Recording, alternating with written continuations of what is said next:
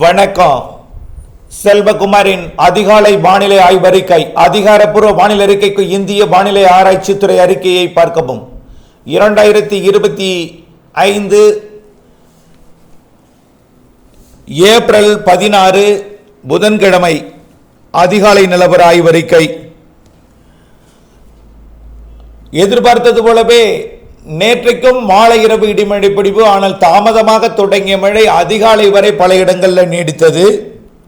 அதன் அடிப்படையில் மாவட்ட வாரியாக பார்த்தீங்கன்னா தருமபுரி மாவட்டம் ஒகேனக்கல் 27 மில்லிமீட்டர், மருந்தகல்லி டிபி 24 மில்லிமீட்டர், மேலும் Palacode Subramania Siva cooperative sugar mill ஆகியவற்றிலும் மழை பொழிவு. ஈரோடு மாவட்டத்தில் பார்த்தீங்கன்னா Anthiyur Ammapettai 35.8 millimetre, Varattupallam 20 millimetre, Sathyamangalam 14 millimetre, Elanthaikuttai Medu 12 millimetre, Bhavani மற்றும் கவுந்தபாடி ஈரோடெல்லாம் மழை பொழிவு. ஈரோட்டில் நனைக்கும் மழை, பாக்கி எல்லாமே 1/2 சென்டிமீட்டருக்கு மேல் மழை பொழிவு. இலந்தைக்குட்டை மேடுக்கு எல்லாம் 1 சென்டிமீட்டர் மழை பொழிவு. அதிகபட்சமாக அம்மாப்பேட்டை 4 சென்டிமீட்டர் மழை பொழிவு பொழிந்திருக்கிறது. கன்னியாகுமரி மாவட்டம் புதன் அணை மற்றும் பெருஞ்சாணியும் மழை பொழிவு. கிருஷ்ணகிரி மாவட்டம் Jammukondapatti 46 millimetre, Penukondapuram 34 millimetre, Parur 17 millimetre, KRP அணை 14 மில்லிமீட்டர், ஊத்தங்கரை தாலுகா அலுவலகம் 12 மில்லிமீட்டர், மேலும் கிருஷ்ணகிரி தாலுகா அலுவலகம் நெடுங்கலும் மழை பொழிவு. அடுத்தபடியாக பார்த்தீங்கன்னா ராமநாதபுரம் மாவட்டம் பாம்பனில் மழை, சேலம் மாவட்டம் மேட்டூர் 54 மில்லிமீட்டர், ஏற்காடு மற்றும் ஓமலூரிலும் மழை. அடுத்தபடியாக தென்காசி மாவட்டம் சிவகிரி நேற்றைக்கு இரவு பொழிந்தது. முன்னிரவில் சிவகிரி 33 மில்லிமீட்டர், சங்கரன் கோவில் 11 மில்லிமீட்டர், தென்காசி 8 மில்லிமீட்டர், ராமநதி மற்றும் ஆய்க்குடியிலும் மழை பொழிவு. தேனி மாவட்டம் சோத்துப்பாறை 25 மில்லிமீட்டர், மேலும் திருப்பத்தூர் மாவட்டம் வாணியம்பாடி 14 மில்லிமீட்டர், ஆலங்காயம் மற்றும் திருப்பத்தூர் தாலுகா அலுவலகமும் மழை. திருவண்ணாமலை மாவட்டம் ஜமுனாமாத்தூர் மழைப்பொழிவு. விருதுநகர் மாவட்டம் பத்ரா இருப்பு ஸ்ரீவில்லிபுத்தூரிலும் மழைப்பொழிவு. மேலும் இன்றைய வானிலை எப்படி இருக்கும் என்பது இப்பொழுது மழைப்பொழிவு பார்த்தீங்கன்னா இந்த அதிகாலை நேரத்தில் ஈரோடு மாவட்டம் கர்நாடக எல்லையோரம் மற்றும் சேலம் மற்றும் நெருப்பூர், அதாவது கொளத்தூர் மேட்டூர் இந்த பகுதியில் இருந்து ஈரோடு மாவட்டம் அந்தியூர் எண்ணமங்கலம் பகுதியை நோக்கி மழைப்பொழிவு வந்து தற்பொழுது அது மேட்டுப்பாளையம் பகுதியை நோக்கி ஈரோடு மாவட்ட வடக்கு திருப்பூர் மாவட்ட வடக்கு பகுதி வழியாக செயலிழந்த தூறல் சாரல் காட்டுடன் மேட்டுப்பாளையம் பகுதியை நோக்கி நகர்ந்திருக்கிறது. அப்படியே அட்டப்பாடியை நோக்கி. அடுத்தபடியாக இன்றைய வானிலை அமைப்பை பார்ப்போம். வெப்பநிலையை பொறுத்த வரைக்கும் ஈரோடு மாவட்டத்தில் கொஞ்சம் வெப்பம் உயர்ந்திருக்கிறது. காரணம், மேற்கு காற்றோட வேகம் குறைந்து மெல்ல நகரும் காற்றாக அனலை கொண்டு போய் குவிக்கிறது. குளிர்ந்த காற்று இல்லை. அடுத்தபடியாக கிழக்கு காற்றும் வேகம் குறைந்திருக்கிறது. காரணம் என்னன்னா, நெல்லடுக்கோட்டுக்கு தெற்கே ஒரு நிகழ்வு உருவாகியிருக்கு தென்னரை கோலத்தில். இதனால அரபிக்கடலோட தெற்கு பகுதி காற்றும் வங்கக்கடலோட, அதாவது குமரிமுனை தொட்டு வங்கக்கடல் பகுதியை நோக்கி வரக்கூடிய காற்றும் சற்று தெற்கு நோக்கி திசை மாறி இருக்கிறது. 17ஆம் தேதி வரைக்கும் இதே தான். நாளை வரைக்கும் இப்படித்தான் இருக்கும். இந்த காற்றோட வேகம் குறைந்து வெப்பம் அதிகரித்திருக்கும். ஈரோட்டில் 38.6 டிகிரி, அதே கரூர் பரமத்தில் குறைந்தபட்சம் 16.5 என்பது மிக குளிர்ந்த சீதோஷ நிலை. கரூர் பரமத்தில் இரவு நேர குறைந்தபட்ச வெப்பநிலை 16.5. கொடைக்கானலில் குளிர்காலத்தில் கூட இவ்வளவு வெப்பம் பதிவானதில்லை. அந்த அளவிற்கு தரையில் உயரழுத்தம் பதிவாகி இருக்கிறது. அரபிக்கடல் காற்று இது மேற்கிலிருந்து வருவதன் காரணமாக, மேற்கிலிருந்து வரும்பொழுது இங்கே குவிக்கப்படுகிறது குறைந்தபட்ச வெப்பநிலையை. சமவெளி பகுதிகள் நான் சொல்கிறது எல்லாமே சமவெளி பகுதியில் குறைந்தபட்ச வெப்பநிலை இந்த இடத்துல. காரணம், பகலில் அதிகபட்சமாக வெப்பமாகும்.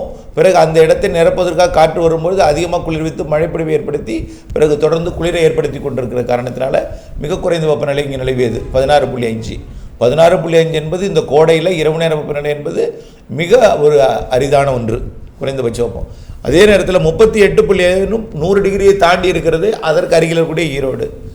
இன்றைக்கு பார்த்தீங்கன்னா எங்கெல்லாம் உயர்ந்திருக்க வெப்பம் பார்த்தீங்கன்னா வேலூர், திருத்தணி, திருவண்ணாமலையோட சமவெளி பகுதிகள், திருப்பத்தூர் மாவட்ட பகுதி, சேலம், திருச்சி, பெரம்பலூர், மதுரை மற்றும் திருச்சி மாவட்ட தெற்கு பகுதி, மற்றும் விருதுநகர் மாவட்டத்தோட விருதுநகர் மற்றும் கோவில்பட்டி இந்த பகுதி, அதே போல் திருநெல்வேலி பாளையங்கோட்டை வரைக்கும் உள்ள இந்த மத்திய பகுதி வெப்பம் உயர்ந்து காணப்படும். 2 நாளைக்கு, இன்றைக்கும் நாளைக்கும் வெப்பம் மத்திய பகுதி வெப்பம் உயர்ந்து காணப்படும். அதாவது அரபிக்கடலோரத்தை விட வங்கக்கடலோரத்தை விட உள்பகுதி வெப்பம் உயர்ந்து காணப்படும். இடிமழை பொழிவு படிப்படியாக அதிகரிக்கும். வெப்பமும் உயர்ந்து காணப்படும், இடிமழை பொழிவும் அதிகரிக்கும். இன்றைக்கும் நாளைக்கும் மேற்கு தொடர்ச்சி மலை மாவட்டங்களில் தொடங்கக்கூடிய மழை கொஞ்சம் உள்ளே வரும். இன்றைக்கும் நேற்றைக்கு பார்த்தீங்கன்னா எதிர்பார்த்தது அளவுக்கு நேற்றைக்கு வெள்ளை இருந்தாலும் அதிகாலை நேரத்தில் தாமதமாக தொடங்கி ஈரோடு மாவட்டம் மற்றும் சேலம் மாவட்டம் வரைக்கும் வந்து கொடுத்துருக்கு. இன்றைக்கு கொஞ்சம் முன்னேறலாம், ஆனால் இன்றைக்கும் நாளைக்கும் ரொம்ப எதிர்பார்க்க வேண்டாம். ஆனால் 18ஆம் தேதியிலிருந்து கொஞ்சம் கொஞ்சமாக நீராவி காற்று உள்ளே வரும். அதாவது நிலநடுக்கோட்டுக்கு தெற்கே உருவாகியிருக்கக்கூடிய ஒரு நிகழ்வை நோக்கி காற்று திசை மாறி இருக்கு. அது விலகி போனதும் அதன் ஈர்ப்பில் கட்டுப்பாட்டில் இருந்து விலகி விடுபட்டு கொஞ்சம் காற்று தமிழ்நாட்டின் நிலப்பகுதியை நோக்கி கேரளா வழியாகவும் வங்கக்கடல் வழியாகவும் உள்ளே நுழையும். அப்போது 18ஆம் தேதியிலிருந்து பரப்பில் கொஞ்சம் கொஞ்சமாக மழை பொழிவு, இடிமழை பொழிவு, மாலை இரவு இடிமழை பொழிவு பரப்பில் அதிகரிக்கும். கண்டிப்பாக 20ஆம் தேதி 21ஆம் தேதி நல்ல மழை பொழிவையே கொடுக்கும். 20ஆம் தேதி 21ஆம் தேதி 20, 21, 22 பிறகு அப்படியே மேற்கு தொடர்ச்சி மலை மாவட்டங்கள், மேற்கு மாவட்டங்களில் மழை இருந்து கொண்டே இருக்கும். கடலோரத்தை பொறுத்த வரைக்கும் உறுதியாக பெய்யும் அப்படின்னு சொல்கிறதுக்கு வாய்ப்பில்லை. இப்போ கூட ஒங்கோலில் பெய்து கொண்டிருக்கு. ஆனால் அது வந்து திருவள்ளூரோட தடாவுக்கோ அல்லது பழவேற்காட்டுக்கோ கொடுக்குமாங்கிறது சந்தேகம் வராது. ஆந்திர பகுதியில் தான் காற்று குவிதல் இருந்து கொண்டிருக்கிறது. அதாவது தமிழ்நாட்டின் கரைக்கு அப்பால் இலங்கைக்கு கிழக்கு புறமாக செல்லக்கூடிய காற்று போய் ஆந்திர பிரதேசம் ஒரிசாவில் தரையேறுது காற்று சுழற்சியின் காரணமாக. ஆனால் தமிழ்நாட்டில் குமரிமுனை வழியாக வரக்கூடிய காற்று திசை மாற்றி இருக்கு. இது 2 நாளைக்கு இப்படி இருக்கும். மீண்டும் 18ஆம் தேதியிலிருந்து காற்றோட வேகம் வங்கக்கடல் ஓரம் கரையை ஒட்டிய கடற்பகுதியில் கொஞ்சம் காற்று அதிகரிக்கும். மாலை நேரத்தில் கிழக்கு காற்று மேற்கு காற்று நுழைந்து மழைப்பொழிவை கொஞ்சம் கூட்டும். தற்பொழுது குளிர்விக்கும் காற்று அதாவது குறைவாக இருக்கிறது என்று சொல்லலாம். திசை மாறி இருக்கிறது, வெப்பச்சலனம் ஏற்படுகிறது. குளிர்வித்தல் என்பது உள் மாவட்டங்களில் ஏற்படாமல் மரங்கள் அடர்ந்த மலைப்பகுதிகளில் கர்நாடக கேரள எல்லையோரத்தில் மட்டும் நடைபெற்று கொண்டிருக்கிறது. குளிர்விக்கும் காற்று கிடைத்ததும் கொஞ்சம் இடிமழை பொழிவு பரப்பில் அதிகரிக்கும். 18ஆம் தேதியிலிருந்து குளிர்விக்கும் காற்று நுழைய வாய்ப்பு இருக்கிறது. நிலநடுக்கோட்டுக்கு தெற்கே திசை மாறி இருக்கக்கூடிய காற்று 18ஆம் தேதியிலிருந்து கொஞ்சம் கொஞ்சமாக திரும்பும். 20ஆம் தேதி 21ஆம் தேதி நல்ல மழைப்பொழிவு இருக்குது. உள் மாவட்டங்கள் கடலோரம் பெருசாகிட்டாது, உள்ளே மேற்கே இந்த ஒதுங்கி இருக்கக்கூடிய மேற்கு மாவட்டங்கள் எல்லாம் ஒதுக்கி இருக்கக்கூடிய இடங்களுக்கு பெய்ய வாய்ப்பு இருக்குது. கடலோரத்தை பொறுத்த வரைக்கும் இந்த மாத இறுதியில் வாய்ப்பு இருக்குது. கண்டிப்பாக 28க்கு மேல் ஏப்ரல் 28, 29, 30, மே 1, 2, 3 கண்டிப்பாக ஒரு வலுவான நிகழ்வு வரும். வலுவான நிகழ்வு காற்று சுழற்சியாக கூட வந்து மழைப்பொழிவை கொடுக்கலாம். ஒரு தீவிரத்தன்மையை பொறுத்து மழைப்பொழிவு அமையும் என்று எதிர்பார்க்கப்படுகிறது. கண்டிப்பாக மேலே 3 நிகழ்வு இருக்குது. ஒரு சாதாரண நிகழ்வு, 2 வலுவான நிகழ்வு இருக்குது. அது மே மாதம் முதல் வாரத்தில் வலுவான நிகழ்வு தாமதம் அடையும் பட்சத்தில் 2வது வாரத்தில் வலுவான நிகழ்வாக அமையும். முதல் வாரத்தில் உயரடுத்த காற்றும் கிழக்கு திசை காற்றும் இணைந்து நல்ல மழைப்பொழிவை கண்டிப்பாக கொடுக்கும். 28க்கு மேல் கொஞ்சம் மழைப்பொழிவு பரப்பில் கடலோரமும் எட்டி பிடிக்கும். 29, 30 கடலோரம் எட்டி பிடிக்கும். கண்டிப்பாக 1ஆம் தேதி 2ஆம் தேதி மே 1, 2, 3, 4, 5 கண்டிப்பாக கடலோரமும் மழைப்பொழிவு கிடைக்கும். தென் மாவட்ட கடலோர பகுதி, டெல்டா மாவட்ட கடலோர பகுதி, ஒட்டுமொத்த தமிழ்நாட்டிற்கு மே 1, 2, 3, 4 தேதிகளில் கண்டிப்பாக மழை இருக்கும். தமிழ்நாட்டில் உள் மாவட்டங்களில் மாலை இரவில் பெய்யக்கூடிய மழை மேற்கு தொடர்ச்சி மலைகளை மட்டும் பெய்வது இன்றைக்கும் நாளைக்கும் நீடித்தாலும் கொஞ்சம் முன்னேறி உள்ளே வந்தாலும் பெரிய அளவிலே மழை இன்றைக்கும் நாளைக்கு எதிர்பார்க்க முடியாது.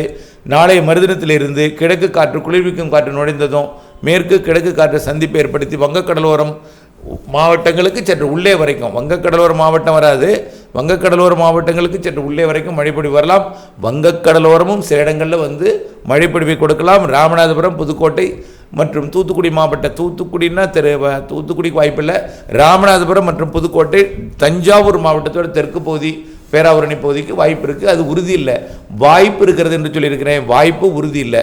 ஆகவே கடலோரம் வருவது பெரும் சவால். உள்ளே வரக்கூடிய 2 நாள் கழித்து மழை இருக்கும். மாத இறுதியில் கடலோரமும் வரும். மே 1, 2, 3, 4 தேதிகளில் கடலோரத்துக்கும் நல்ல மழைப்பொழிவு எட்டும். மே மாதம் 3 நிகழ்வு இருக்கிறது. 2 வலுவான நிகழ்வு இருக்குது, 1 சாதாரண நிகழ்வு, 3 மழைப்பொழிவை கொடுக்கும். மாத இறுதியில் தென்மேற்கு பருவமழை தொடங்கும். தென்மேற்கு பருவமழை பற்றாக்குறை இருக்கும் தென்னிந்தியாவில் என்று சொல்லப்பட்டிருக்கூடிய அறிக்கையில் நம்முடைய அறிக்கையில் எந்த மாற்றமும் இல்லை, அதில் எந்த கருத்தும் தெரிவிக்கவில்லை. நம்முடைய அறிக்கையில் எந்த மாற்றமும் இல்லை. ஜூன் ஜூலை முன்கூட்டியே தென்மேற்கு பருவமழை வலுத்து மழைப்பொழிவாக இருக்கும். ஆகஸ்ட் செப்டம்பரில் வழக்கமாக தான் தீவிரமடையும். இந்த ஆண்டு ஜூன் ஜூலையிலேயே தீவிரமாக இருக்கும். கண்டிப்பாக அரபிக் கடலோர மாநிலங்களுக்கு வலுத்த மழைப்பொழிவு இருக்கும். அணைகளை நிரப்பும் மழைப்பொழிவு ஜூன் ஜூலையிலே இருக்கும். இதில் எந்த மாற்றமும் இல்லை. தொடர்ந்து ஆய்வறை கூட இணைந்திருங்கள், திட்டமிட்ட பணி செய்திருங்கள். நன்றி.